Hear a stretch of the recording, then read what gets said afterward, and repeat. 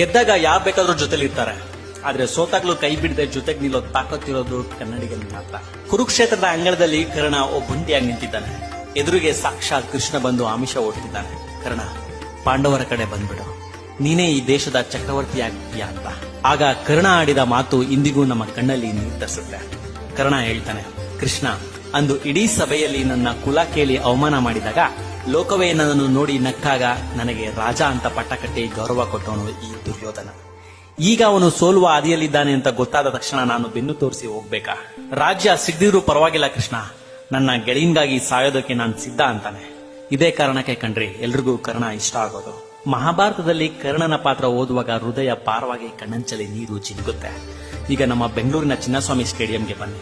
ಇಲ್ಲಿ ಕೂತಿರೋ ಲಕ್ಷಾಂತರ ಕೋಟ್ಯಾಂತರ ಜನರಲ್ಲಿ ನಮಗೆ ಅದೇ ಕರ್ಣನ ಪ್ರತಿರೂಪ ಕಾಣಿಸುತ್ತೆ. ಯಾಕೆ ಗೊತ್ತಾ?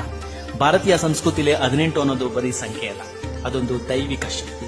ಮಹಾಭಾರತದಲ್ಲಿ 18 ಪರ್ವಗಳು, ಕುರುಕ್ಷೇತ್ರ ಯುದ್ಧ ನಡೆದಿದ್ದು 18 ದಿನ, ಭಗವದ್ಗೀತೆಯಲ್ಲಿರೋದು 18 ಅಧ್ಯಾಯಗಳು, ಶಬರಿಮಲೆಯ ಮೆಟ್ಟಿಲುಗಳು ಕೂಡ 18. ವಿಶೇಷ ಅಂದ್ರೆ ನಮ್ಮ RCB IPL ಕಪ್ ಗೆದ್ದಿದ್ದು ಕೂಡ 18 ವರ್ಷಗಳ ಕಾಯುವಿಕೆಯ ನಂತರ. ಅಷ್ಟೇ ಯಾಕೆ, ನಮ್ಮ ವಿರಾಟ್ ಕೊಹ್ಲಿಯ ಜರ್ಸಿ ನಂಬರ್ ಕೂಡ 18. ಇದು ಬರೀ ಕಾಕತಾಳೀಯ ಅಲ್ಲ, ಇದೊಂದು ಅದ್ಭುತವಾದ ದೈವಿಕ ನಂಟು. ಆ 18 ವರ್ಷಗಳು ನಮಗೆ ಬರೀ ಕ್ರಿಕೆಟ್ ಪಂದ್ಯಗಳಾಗಿರ್ಲಿಲ್ಲ, ಅದೊಂದು ಯುಗ. ಪ್ರತಿ ವರ್ಷ ಸೋತಾಗ್ಲೂ ಬೇರೆ ರಾಜ್ಯದವರು ನಮ್ಮನ್ನು ನೋಡಿ ನಕ್ರು, ಹೀಯಾಳಿಸಿದ್ರು.